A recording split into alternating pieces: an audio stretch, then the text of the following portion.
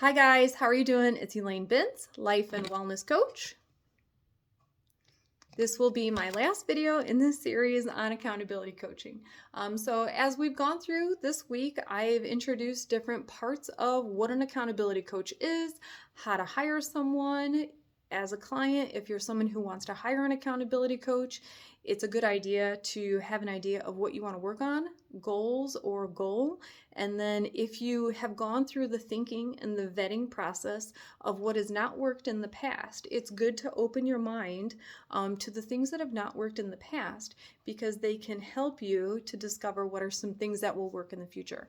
And just know that something that didn't work last year, you could try that strategy again this year and it might work, because circumstances are different. The market's different. Maybe your life circumstance is different.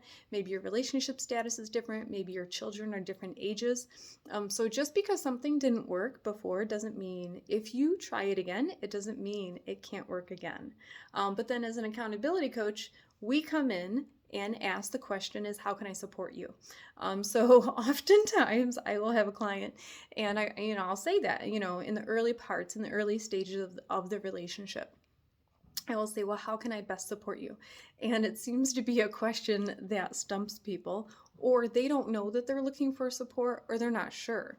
So then as a coach, we go through the process of asking questions, observing, establishing goals, finding strategies, testing and analyzing different strategies, and then evaluating what did and didn't work, and going through that process in order to attain whatever your goal is, whether it's diet and exercise or fixing a component in your house or a relationship. Maybe you want a better relationship with a sibling or a spouse or a child, or you want to plan a trip somewhere you want to go where they speak a different language.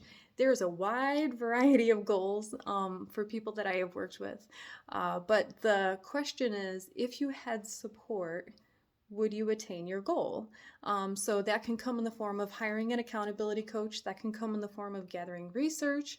So support comes in all different shapes and sizes. It doesn't necessarily need to be another person you have a conversation with, but it is a good idea if you are going to hire someone, especially someone who is in coaching, is to have an idea of what you want. Okay, what do I want to work on?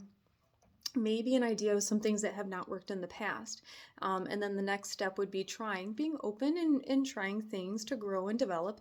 But then the last part would be, how can this other person support me? So do I need someone to text me every day saying, please make the phone call, make the eye doctor appointment, schedule your colonoscopy, have you talk to a rheumatologist, whatever is your goal, and then the steps that are related to leading up to that. So was there follow-up? I noticed, in the wellness realm, I'll say, like, I noticed on your blood work you were low in vitamin D. Okay, so what are our next steps? So do you want to follow up with your primary care physician? Has there been a prescription put in? Have you taken the prescription? Have you called Walgreens? Did you go there?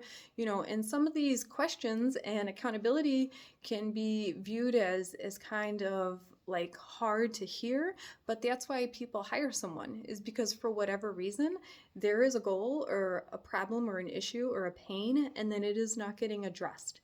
And then that's where a support system would come in and say, well, how can I best support you?